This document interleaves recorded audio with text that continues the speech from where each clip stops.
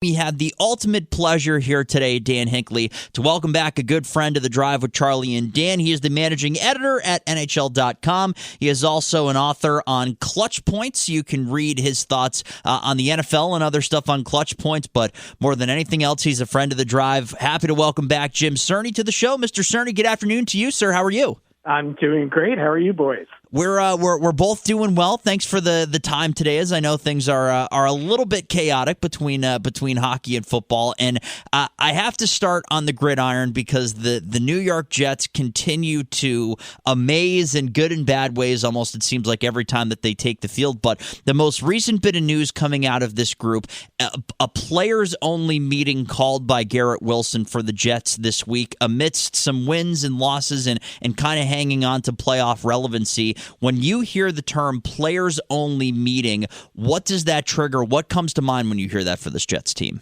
Yeah, well, I'll tell you what it triggers, especially having watched the team, is, somebody or a group of somebodies in that locker room decided, hey, before this thing fractures and completely tears us apart, let's get together and talk it over. Yeah. And I think that's a positive thing. I think by and large, Jets have a really good leadership group. On the defensive side, you have, a veteran like a C.J. Mosley, really experienced, powerful voice in that locker room.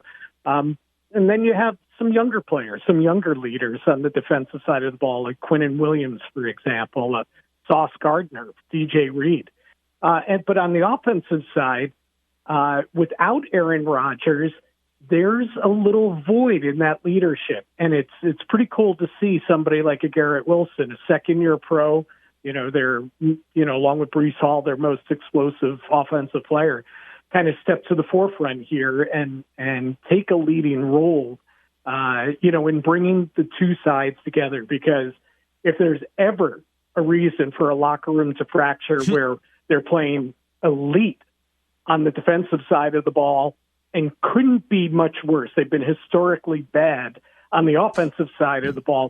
You could see the room fracturing, right? It could happen. So the fact that they come together here where they're still, even though it's on the fringes, they're still in the playoff picture in the AFC. I view it as a positive. We'll see how it translates. The Bills certainly have their own issues, but, they have a rallying point this week with the new offensive coordinator. So, it's two teams that are really kind of desperate coming into the game Sunday. I think it could make for a really, really good game. So speaking of the historically bad offense, where do you think the issue lies? Do you think this is a Zach Wilson issue? Do you think it's a play calling issue? Or do you think it's offensive scheme? Or is it even a deeper rooted issue even than those things? Yes. That's the simple answer. Yes. Sometimes it's easy. You did a great job touching on all their issues, there. Zach Wilson, it's crazy. He's better than he was last year, but that's how low the bar is set, with Zach. I can't get behind him as an NFL quarterback. The bottom line at the end of the day, Bill Parcells was always a bottom line guy. Quarterback just needs to get his team into the end zone. Mm. And Zach Wilson does a lot of pretty decent things between the 20s. At times, he's inconsistent as heck. Yeah. But, he's improved, with his accuracy and staying away from turning the ball over, though, he had the crucial pick last week against the Raiders in the fourth quarter. But he cannot get this team in the end zone. 11 quarters, 36 possessions since the last time the Jets scored an offensive touchdown. I mean, it's absurd and historically bad.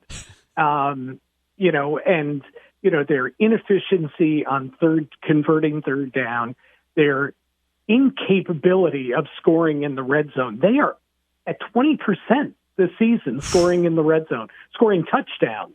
Now, they score a lot of field goals because Greg Zuerlein's probably the best in the business. Yeah. But it's not enough. So an elite defense, an all-pro kicker this season, it's not enough because the rest of the offense isn't doing their jobs. And so, it's Zach. yes, they're injury ravaged on the offensive line. Right. So there's been no continuity there. At times, one game they had their fourth string center in. A guy just elevated, off the practice squad. So you have those things. Then you have players that, they expected to play big roles that are killing them this year. C.J. Uzoma, the penalties and the poor blocking and the drops. Alan Lazard at wide receiver. Randall Cobb, who was a ghost when he was starting at the slot. McCole Hardman, before they traded him to Kansas City, couldn't even get on the field. Bad money thrown after players that are just not performing. Dalvin Cook, another one behind Breece Hall. And the scheme, and Nathaniel Hackett, and not figuring out a way to get the best out of Zach Wilson in this offense. So there are so many areas where they're failing here on the offensive side of the ball. It is amazing when you go through that list. And I also loved a story that you put out on Clutch Points a couple of days ago. $104 million wasted in free agency by the Jets. And that's not Zach Wilson's doing. That comes from far above the ladder with him. I struggle to see, with expectation versus reality in 2023, how there wouldn't be some kind of change that happens along the ladder with the New York Jets after the season. Is that a fair expectation given numbers like $104 million wasted? Here's the thing, Robert Saleh and Joe Douglas just may have the ultimate safety net to get another season, to get a fourth season together, in the fact that Aaron Rodgers blew out his Achilles 4 plays into the season. Yep. And they can hang their hat on, this changed everything. And it did. Yeah, but at some point you got to pull it together, right? So Rodgers supposedly, and, you never know with him. He's an intriguing mind, to say the least. That's fair. Very diplomatic of you. Yeah. He seems to really like the Jets front office and really like Robert Saleh, the coach. And, of course, we already know that his BFF is Nathaniel Hackett, the offensive coordinator. So if Rodgers is coming back next year, as we all expect, I think Saleh's coming back, I think Hackett's coming back, and I think Douglas is coming back. Whew. I think everyone's job is saved by Aaron Rodgers. Now, that puts a wicked amount of pressure on Rodgers next year at age 40, coming off a ruptured Achilles, with all the other issues surrounding him with this team and this offense to deliver, on a playoff season next year. He's really going to be under the gun. But I think that Saleh and Douglas specifically, I think their jobs have been saved, because you can certainly make an argument that, after, in Saleh's case, 3 years, Douglas's case, 4 years in the job, that they just haven't measured up.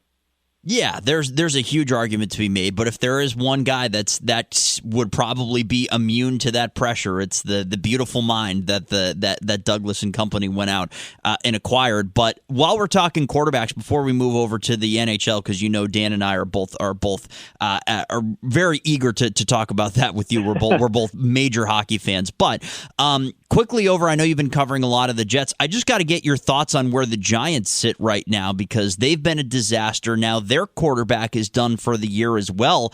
Do you have a thought on where that team may be headed, other than further and further down the standings and closer to a very, very good draft pick this year? Yeah, well, that's the key, right? It's going to be really intriguing to see where they end up picking, and if that pick is going to be a quarterback when you just signed Daniel Jones to that outrageous contract, right? So, I think it's one of the more fascinating story plots, storylines, in the NFL moving forward, and certainly into the off season. I mean, this season's been flushed already. And that was, even before Daniel Jones went down and out with the knee injury for the rest of the season. I mean, it's been a complete disaster, an embarrassment Their calling card is their defense, right? Right. So, whereas we were talking about the Jets, the offense has been putrid, but their defense keeps them in every game. And, the Giants defense was considered to be, maybe on that par of the Jets defense heading into the season. And they've been humiliated a couple times this year, and certainly were last week by the Cowboys. So where do they go? I think the big question is, where does Brian Daboll stand at the end of all this, right? Yeah. He was the genius last year, and by all accounts, people that are around that team a lot, the players respond to him. The players really like him. Management's behind him. But, oh boy, there's been a mess this season, and a lot of it falls at the feet of the coach. Some of the things you see, and team looking unprepared. Week one, they didn't look like an NFL team ready to play a game. Got humiliated again by the Cowboys this past week, and I think it's above and beyond the fact that you have a third-string undrafted quarterback, at playing quarterback, right? Because to me, the bigger issue was, oh my gosh, look what's going on here with this defense. And certainly the line, offensive and defensive lines, they look like a team that had just out and out quit. And that is a really concerning thing if you're Brian Daboll. I think he's going to come back. I think he showed enough with that team last year in his first season as head coach to get another kick at it next year, especially if they draft a quarterback in the first round, because that's his strength, right? Right. That's his strength. He's probably the guy you want nurturing a young quarterback along, and especially a high first round pick like they'll have this year. So if that's the plan, then I think he is the coach next year. If for some reason they think Daniel Jones is the guy, then these other things may weigh heavily against Daboll returning at the end of the season. There's a lot to be determined there. I really like that line between staying and going, being that quarterback, because we've seen him when he gets his guy and the success that Josh Allen had pre-Daboll departing. So there's certainly a sample size there, but we are as a Giants collective waiting with bated breath to see where that one goes. Jim, to move over to the NHL, the New York Rangers have been one of the biggest revelations at the beginning of the season. You make the change at the coaching position, bring in Peter Laviolette, and to see the immediate returns for this group has been pretty remarkable. Were you expecting to see the early impact of Laviolette and some of the changes that were made this offseason be so incredibly positive this early on in the season? Yeah, so two things there. One is, I thought bringing Laviolette in would have a positive effect, but I thought that it would take a little bit longer for them to, adjust to a little bit different style of play. It's a more structured style than they played under Gerard Gallant. And when you talk about a more structured style, that is more difficult to play because five guys have to be working as a unit all the time, right? Right. So it's not just you doing your job, it's everybody doing their job in a new system. So I thought it would take longer than it has. But my second point, though, is, and we talked about this, in training camp when I was on with you guys, I really thought the best thing that could happen to this group was what happened in the playoffs last year, losing in the first round, losing to the Devils. And they didn't lose in embarrassing fashion, but they lost when their expectations were so high and they had such a tremendous regular season. And I think that really caught their attention. Artemi Panarin, it's been a couple different playoff runs that he hasn't quite been the superstar that he is in the regular season. So I thought if anything's going to get through to him, maybe that was it. Because that team really thought that they were going to go on a deep run. And then they were waxed in 7 games, and by the Devils to boot, one of their key rivals and, a local rival. So I thought that they would come out this season and be a super motivated team. And I think that's what we've seen. But the original question is, a little surprised that it's come together so quickly, but not surprised about what a motivated team, motivated group that they are. So speaking of the Rangers and of ex-Rangers, Patrick Kane, who played for a little bit for the Rangers down the stretch last season, seems like he's becoming a little bit of a hot commodity in the free agent market, coming off of a hip resurfacing surgery. Which sounds brutal to me. So it seems that the Panthers, the Sabres, the Leafs are all kind of sniffing around, seeing what he's looking for in a contract. Where do you think he ends up, and do you think he has anything left in the tank for the season? Yeah, great question, right? Yeah, he wasn't himself when he came to the Rangers last year. I mean, it was pretty obvious, that he was laboring at times out there physically. And to his credit, he was pretty much in the playoffs. He was almost a point a game player, a little bit under that in the regular season. But you could just see it wasn't Patrick Kane, and that it's not just because he's older now. He's not necessarily in his prime. It was clear he was physically hurt, and so he has that surgery. And we see the videos, and he looks great skating and everything. But I think if you're any team, and certainly a contender with limited salary cap space, how much money are you going to give him? How much rope and opportunity are you going to give him or take away from somebody else? Because this hip resurfacing thing is serious. Yeah. And you see the guys that have tried to come back from it. Nick Backstrom came back about midway through last year and was not the same guy at all. From what you typically expect. And then now he's a year removed from that surgery, and he stops playing this season because he's not the same guy. And he hasn't retired, but at least, temporarily has walked away from the game. And, we've seen it with other players before too. It's a difficult thing to come back from. So if you're Toronto and you're up against the cap, is that where you're going to put your money, before the deadline? Right. It's a tremendous risk reward. I tell you one thing, I read reports that debate whether Kane's looking for a multi-year deal or just a 1 year, let me prove myself deal. I'm like, how could you give him anything more than a, 1 year, $2 million, something like that? Yeah, maybe. Deal and say, yeah, prove it. And maybe you get a bargain, and maybe he does have, a burst in him this year. But I'd be scared as heck. There's no way I would go more than 1 year with him, no matter who I am. A serious contender or, a team like Buffalo, which is in the mix as well for him. It's a risky thing. So I'd go 1 year and as few dollars as possible because, there's nothing to lead you to believe, other than his history, that it's going to be a successful marriage, right? Oh, absolutely. That kind of surgery.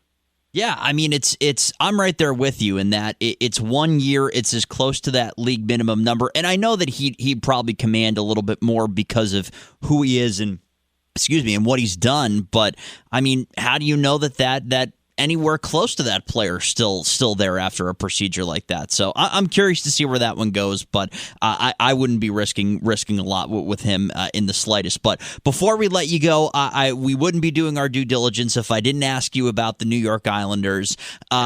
Stop me if you've heard this one before, Jim, but their defense is pretty good. Their goaltending is pretty good. Their offense is still a step behind the rest of it. Is there anything that you see from your purview that's different about this Islanders team in 23-24 than, say, the last, 3 or 4 Islanders teams that have been trotted out in front of us? Yeah, I'll give you the biggest surprise to me with them is not that they struggle to score consistently and that, that they're going to be walking this tightrope for 82 games of being a playoff contender or not. They're like kind of caught in between with what they really are, right? But to me, the biggest difference, and this will swing the pendulum to a negative direction for sure is that Ilya Sorokin has not been elite. Yeah. I don't think. I've seen bulk of their games, and he has not played to the level that he was at last season. Now, granted, he's a Vezina Trophy finalist, and right there in the mix as one of the top elite goalies of the league last year. But I'm not even talking about a small drop off in his play. Like, he has just not been the same guy this season, and that is a team that cannot afford to have their best player not be at his best all the time. Yeah. So that's problematic, and that's costing them points. And the offense certainly is not good enough or potent enough to pick up that slack. So to me, that's the biggest concern and the biggest surprise, because, I just wrote off, hey, Sorokin, Varlamov, you're set. You're set in goal. Now let's try and hope that we eke out a couple 3-2 wins, and now, your star goalie's giving up 4 or 5 a night. And, that offense is not built to play that kind of hockey. So, to me, that's the biggest concern. There are a bunch of concerns there, but that's the biggest one. I would expect that he'll course correct. I mean, he's one of the best goalies in the game, in my opinion. So I think it'll course correct, but it needs to be sooner rather than later, or else they're going to be in deep trouble, and out of the playoff picture early if Sorokin doesn't, get back to his elite level. All right, Jim, I've got one last question for you. It's a bit of a hypothetical, but oh, really? So one of my favorite chases in NHL is the 50 goals in 50 games. Oh, it's only been done 5 or 6 guys have done it, right? And we've got we're 15 games in the season. We've got Kyle Connor at 13, Matthews 13, Reinhart and Best are both at 12. Do you think any of those guys are able to achieve 15-50, and who do you think is going to be the next one to do it? Oof, I mean, it would always be hard to get, the names you're throwing out there. It'd be hard to go against Matthews, right? Yeah. Out of that bunch, I think he's the most likely to get there. But he's had this weird season, right? They come in not only bunches, but crazy bunches. Yeah. So I don't know that that's sustainable, because he had 3 hat tricks already on the season. Yeah. So all of a sudden that's quite a few of his goals, which means there's actually a fair amount of games that he's not scoring, right? Right. But yeah, to maintain that pace, I love Kyle Connor. I don't know that he's a 50-50 guy though. And Besser, same thing. Again, really good player, off to a great start. But to me, if anyone out of that bunch is going to be the guy, it would be Austin Matthews. And if I was a betting man, as Alain Vigneault used to say when I worked for the Rangers, every day it'd be, if I was a betting man, I would say that we're not going to get a 50-50 this year. There you go. Take that one right to the bank. He is our good friend, Jim Cerny, managing editor at NHL.com. You can also read his work on the NFL at Clutch Points, and every once in a while you hear him here on The Drive with Charlie and Dan. Jim, always a pleasure to catch up with you. Thank you so much for your time. Enjoy the craziness of having hockey, basketball, and football for the next couple of months. And thank you, as always, for your time. Absolutely. This is a lot of fun, boys.